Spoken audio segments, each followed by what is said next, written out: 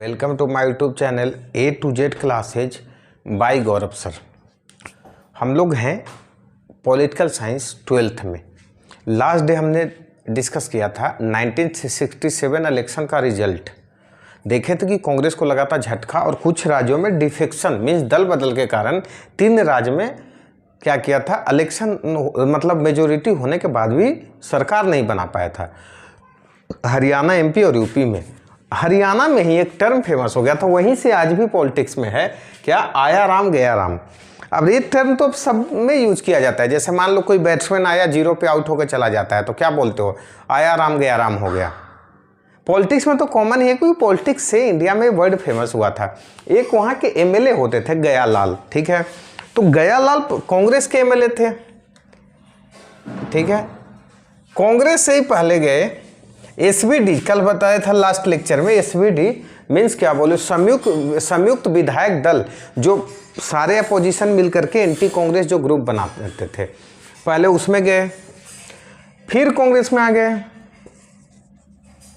Party change करके तुरंत, और 48 कांग्रेस में आ गए, फिर SVD में चले गए और 48 आवर्स के अंदर फिर से कांग्रेस में चले आए। और ये सब हुआ क्या, within a fortnight. Fortnight मतलब 15 दिन या 14 दिन के अंदर बोल सकते हो। 14-15 दिन के अंदर इस भाई साहब ने 3 बार कांग्रेस छोड़ा हो रहा है, बोल सकते हो 3 बार पार्टी चेंज किए। तो जब लास्ट टाइम ही कांग्रेस आए हुए थे तो मीडिया के सामने कांग्रेस के एक लीडर होते थे राव वीरेंद्र सिंह, लेकर के गए सामने प्रेस कॉन्फ्रेंस कर रहे थे।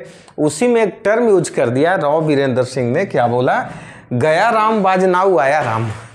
गया राम बाजनाऊ आया राम, इसी को लोगों ने हिंदी में ट्रांसलेट कर दिया क्या, गया राम आया राम गया राम, गया राम बाजनाऊ आया राम। और इसी का हिंदी ट्रांसलेशन है गया राम आया राम गया राम। मतलब उनका नाम था गयालाल, वहीं से एक वर्ड निकल गया, इसी से बोल सकते हो आया राम गया राम।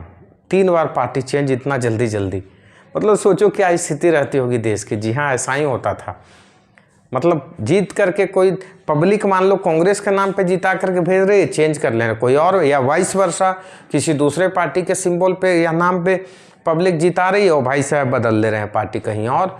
इतना मतलब एकदम बिल्कुल गवर्नमेंट अनस्टेबल होता था। और इसी कारण जब राजीव जी प्राइम मिनिस्टर थे ना, तो हमारे देश में आया 52nd constitution amendment. 52nd amendment आया और क्या किया गया, एंटी डिफेक्शन लॉ इसी में लाया गया। एंटी डिफेक्शन लॉ पढ़े होगे, हमेशा न्यूज में रहता है एंटी डिफेक्शन लॉ। और इस लॉ को केवल लाया ही नहीं गया, इसे बना दिया गया 10th शेड्यूल में। 10th शेड्यूल में पॉलिटी का फेमस क्वेश्चन है, तो इसको साइड में कहीं कर लेना, बुक में नहीं है, लेकिन एक्स्ट्रा चीज बता दे रहा हूँ। 52nd अमेंडमेंट लाया गया, राजीव जी प्राइम मिनिस्टर थे, 1985 में आया था। जी हाँ, 1985 में एंटी डिफेक्शन लॉ, ताकि भाई सरकार तो स्टेबल रहे, किसी पार्टी से चुन के और दूसरे में चले जाओ। और बोला क्या गया कि 2/3 मिनिमम टूटना चाहिए विधायक, नहीं तो सारे का मेंबरशिप चला जाएगा। MP के लिए भी है, MPs के लिए भी है कि 2/3 से कम यदि पार्टी में टूटे, दूसरे पार्टी में गए तो आपकी मेंबरशिप खत्म। इसी का इशू बना करके देखना, महाराष्ट्र में केस गया था ना, किसका, जब शिवसेना टूटी। जी हाँ, शिवसेना टूटी, उद्धव वाले और शिंदे वाले, उसमें ही केस बना था। और इसी कारण देखना कि अब डिफेक्शन उतना नहीं होता है, क्योंकि 1, 2, 4 टूटने से काम नहीं चलेगा। मीन्स एक एग्जाम्पल से समझ लो, मान लो किसी के पास मान लो कि 30 MLAs हैं, तो कम से कम इसका 2/3 समझ गए, तो क्या हो जाएगा, कम से कम 20 MLA या उससे ज़्यादा मीन्स 21 MLA टूटना चाहिए, तभी जाकर के उनकी मेंबरशिप बची रह जाएगी, नहीं तो सब चले जाएंगे। तो बोलोगे सर उद्धव ग्रुप कैसे टूटा था। जी हाँ, उद्धव ग्रुप का विधायक कम था और लगभग 40 लोग टूट गए थे, तो 2/3 से ज़्यादा था, 2/3 से ज़्यादा था, इसलिए बचा रह गया। आज एकनाथ शिंदे जी CM हैं।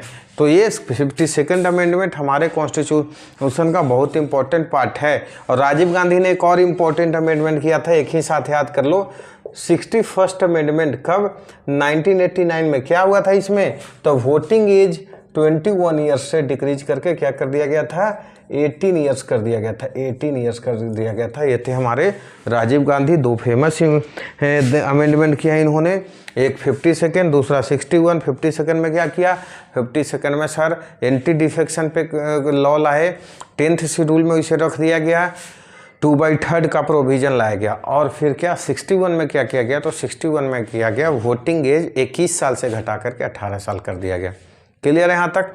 अब अगला टॉपिक पे आते हैं, स्प्लिट इन द कांग्रेस। ठीक है, ये तो बस सिंपल सा समझा दिया। नेक्स्ट टॉपिक आप देखो, split in the Congress.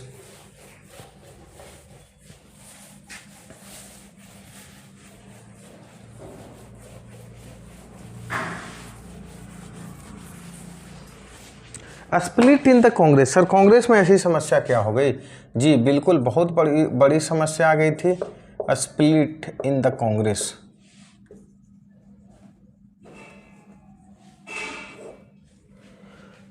Indira ji को बताया सिंडिकेट मीन्स पुराने लीडर्स का सपोर्ट था, लेकिन वो लोग भी सपोर्ट के पीछे पॉलिटिक्स में कोई ऐसे सपोर्ट नहीं करता है।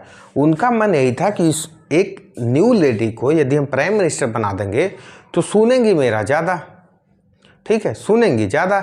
हुआ भी शुरू में था मिनिस्टर्स या पॉलिसी, मिनिस्टर किसको बनाया जाए, पॉलिसी क्या लाया जाए, बहुत सारा कांग्रेस के ओल्ड लीडर का विजन दिखता था वहाँ पे, बहुत सारे लोगों का दिखता था। लेकिन इंदिरा जी इतनी आसान, इतनी सॉफ्ट लेडी नहीं थी, आगे चल के ही तो बन गई थी Indira is India, India is Indira, Durga का रूप बोल दिया था लोगों ने। तो क्या हुआ, तो हुआ क्या कि धीरे धीरे पैर जमाना शुरू की, ठीक है। और 1967 के इलेक्शन के बाद इनको ये समझ में आ गया था कि देश में बहुत हमारे खिलाफ गुस्सा है, मीन्स हम हार सकते हैं इलेक्शन, इस बार तो बाल बाल से जीत गए।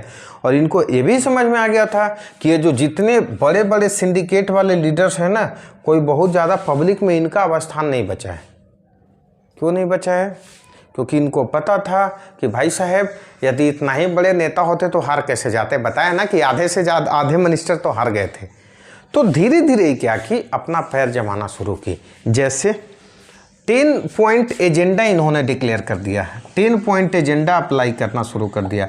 10 पॉइंट एजेंडा, ये सर क्या है, तो ये था 10 सोशलिस्ट बोल सकते हो, सोशलिस्ट पॉलिसी था, या इसी को लेफ्ट का भी आइडियोलॉजी बोल सकते हो, सोशलिस्ट पॉलिसी। जैसे था, एक तो मान लो पीडीएस सिस्टम, फूड डिस्ट्रीब्यूशन को ठीक करो, ठीक है, पीडीएस सिस्टम। दूसरा क्या किया, अर्बन एरिया में सीलिंग कर दिया, मतलब इससे ज़्यादा आप लैंड नहीं रख सकते हो, ठीक है।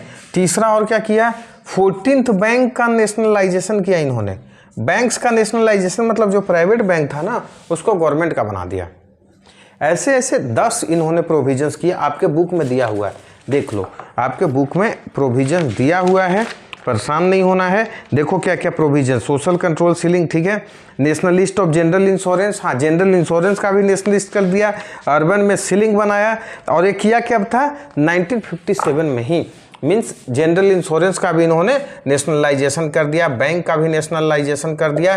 कब, मई 1967 में, 1967 में।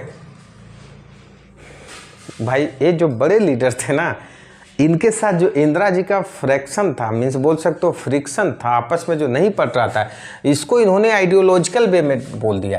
क्योंकि पब्लिक के बीच में मैसेज ऐसा गया कि इंदिरा जी क्या हैं, तो भाई पब्लिक की ज़्यादा सोचती है, सोशलिस्ट आइडियोलॉजी की हैं। और ये जो ओल्ड लीडर्स थे हैं सिंडिकेट वाले, वो क्या हैं, वो पब्लिक की नहीं सोचते हैं, वो तो कैपिटलिस्ट आइडियोलॉजी के बड़े बड़े लोगों का सपोर्ट करते हैं। समझ गए, ये चल रहा था। अब बार बार सिंडिकेट का यूज कर रहा हूँ, फिर से एक्सप्लेन कर देता हूँ।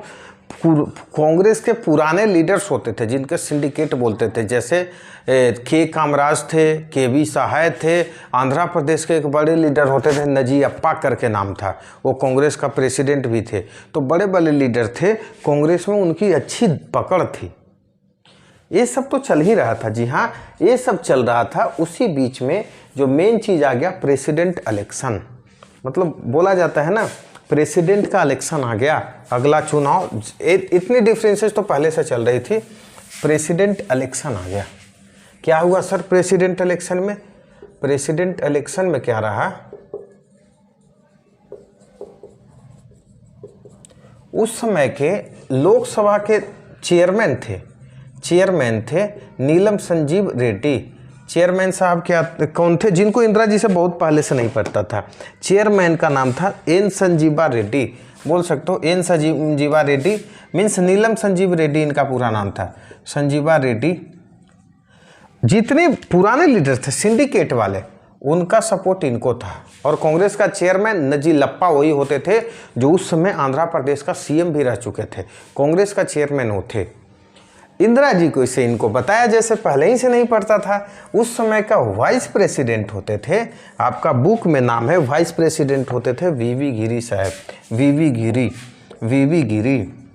इंदिरा जी खेल गई गेम, ये बिल्कुल गेम खेल गई। अब कांग्रेस किसी तरह इनके लीडर्स चेयरमैन मिल करके कांग्रेस का ऑफिशियल कैंडिडेट प्रेसिडेंट का नीलम संजीव रेड्डी बने और वाइस प्रेसिडेंट वीवी गिरी थी। इनको के पास इंदिरा जी बुलाई और बोली आप देख क्या रहे हैं, आप इंडिपेंडेंट कैंडिडेट बन जाइए प्रेसिडेंट इलेक्शन में। तो सोच लो, एक कांग्रेस का ऑफिशियल कैंडिडेट और एक इंदिरा जी का कैंडिडेट व्हीप जारी कर दिया। व्हीप मतलब यदि आपने फॉलो नहीं किया रूल तो आप पे एक्शन हो सकते। कांग्रेस के चेयरमैन बता रहा हूँ, सिंडिकेट का लीडर नजीलप्पा थे, ठीक है जी हाँ, नजीलप्पा थे। अब क्या किया, व्हीप जारी कर दिया, मतलब कि जो पार्टी बोला जाएगा जिनको वोट करने वही बोलना। और प्रेसिडेंट इलेक्शन में पॉलिटी जब पढ़ाऊंगा तो बताऊंगा 11th वाले में कि भाई एमएलएज भी जो इलेक्टेड होते हैं वो भी वोट करते हैं स्टेट का, और एमपी लोग तो करते ही हैं। इंदिरा जी ने बस एक डिक्लेयर किया कि भाई जिसको अंतरात्मा की सुनो, मीन्स अंदर से आपके दिल में जिसके प्रति इच्छा हो उसको वोट दे दो। इंदिरा जी थी प्राइम मिनिस्टर, सोचो पार्टी लाइन के खिलाफ गई ना, ऐसे सोचो। तो अब इंदिरा जी का कहना था, ऑब्वियस सी बात है, भले ये थे सिंडिकेट का लीडर्स का, लेकिन जीत गए कौन, जीत गए वीवी गिरी। सोचो कितनी बड़ी बात हो गई, कांग्रेस का ऑफिशियल कैंडिडेट हार जाए और जीत गए जिनको इनडायरेक्ट वे में सपोर्ट था। और न देखा तो सिंडिकेट वालों ने प्राइम मिनिस्टर को भी पार्टी से निकाल दिया, बोला Indira Gandhi is suspended from the Congress. समझ रहे हो चीज़ें। और वहीं से कांग्रेस दो पार्ट में बटी, जी हाँ वहीं से कांग्रेस दो पार्ट में बटी, कांग्रेस ओ और कांग्रेस आर। क्योंकि इतनी बड़ी टेंशन हो गई, कांग्रेस आर, कांग्रेस आर मतलब इंदिरा जी के सपोर्टर लोग, कांग्रेस ओ मतलब बोल सकते हो ओल्ड लोग, सिंडिकेट वाले लोग, वहीं से बचा बना कांग्रेस आर। ये आपकी कांग्रेस का डिवीजन मैं बताया हूँ, दो टाइप से डिवीजन बन गया। और क्या हुआ, और आगे चल करके देखोगे 1971 के आसपास इसी टॉपिक में